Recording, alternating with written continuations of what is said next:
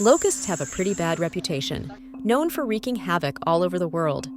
But locusts are also intriguing and complex creatures, a special species, worthy of intense research by scientists around the world. Locusts have been around as long as humans have been around. They're recorded in the Bible, in the Quran, in Chinese history. Locusts, grasshoppers, belong in the insect order Orthoptera. The locust outbreaks can be extreme, and wherever they land, they can cause 80 to 100% crop loss. Locusts threaten people's livestock and food. They cover a huge extent of landscapes, including different ecosystems and biomes. They cross boundaries, they cover a lot of different cultures, a lot of different legal systems, and so managing them is really challenging. In 2019, there was a locust outbreak. The outbreak started in Ethiopia and then it migrated to Kenya and then Uganda. When the locust attacked, the food prices went high and then so life became tough for everybody. Children born during plague years in villages impacted by locusts are much less likely to even start school. So you have long-term impacts on educational outcomes. So locusts can be devastating for livelihoods, but they are also very fascinating from a biological perspective. They have a special phenotypic plasticity. They can transform based on their environment, and they have this sort of Dr. Jekyll, Mr. Hyde switch. The fascinating thing about a locust is it's just a special grasshopper with a secret ability. A lot of times we think of a gene that might make somebody tall, or like some genes that might code for someone's eye color.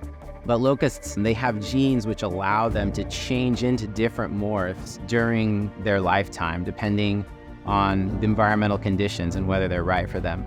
So they just look and act like a normal grasshopper, and then when the right conditions come, sporadic rain or heavy rainfall in normally dry areas, they respond dramatically, and they come out in larger numbers. They sense one another's presence, and that changes their neurochemistry, the color of their bodies. They become attracted to one another, and if these conditions persist, then they march in coordinated formations across the landscape and then eventually swarm in unthinkably large clouds. This is a textbook example of phenotypic plasticity. Density affects the phenotype. Same species, but reared in two different density conditions. There's a locust, gregarious, and solitarious. The only way you can achieve this coloration and then gregarious behavior is by rearing them in high density condition. I have been studying locusts for my entire career, and here I have the luxury of rearing them and can do some very exciting experiments. These things will actually march in the lab. If you have a high enough density, you can actually see them march around. It's complicated to predict locust outbreaks, which have these horrible impacts on folks in locust endemic regions, because once we think we figured something out, then we put that into our prediction models, and then it doesn't always play out in nature the way that we thought it would based on our lab data.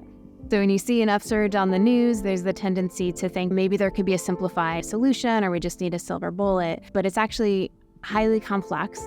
For other pests, you can manage them like a country or a community can just try and work on it and then they eliminate the problem. But locusts require collaboration, communication between many people across countries, across communities. In Mexico, we have a Central American locust. The closest swarm of the Central American locust to the US border is in Tamaulipas. It is important for us to have a steady resources to study. Then when it's time for an outbreak, we need to have a system in place to deal with these things. And we should do that globally, but we should also do that in the US. We now have the capacity to study them in a very systematic way, in a comparative way. The BPRI is made up of PIs, so principal investigators or researchers at 6 different institutions across the United States, as well as trainees, so students and postdocs that are associated with those labs, all working to tackle this complicated problem that is locusts. Within the BPRI, we have a remarkable opportunity to study, for example, within species across levels of organization, from molecular to the genome on up to their field ecology and what happens in outbreaks. We can conduct the type of comparative analyses that really haven't been possible to this point. Locusts are actually really great research organism or study organism to study physiology in the lab. So most of the people who have studied locusts in the past 30 years or so were lab-based scientists. But now we are talking about studying locusts in the field, studying locusts in a context where those actually matter to people. And that's novel. It's easy to design an integrative research program on paper. We have learned over time, of course, that implementing that concept can come with many challenges, and we've worked to overcome those. Being in BPRI gives me the opportunity to be able to interact with other people, know how they think. We are all trying to solve the same problem, but we also think differently. So we have these tools that help us to see the problem from different perspectives, and therefore able to come up with something that is more complete. By studying locusts from all of these different angles, we hope to understand not only how we can help people globally that are directly impacted by locusts, but also understand why animals in general are able to shift and change and what kind of parameters are on them.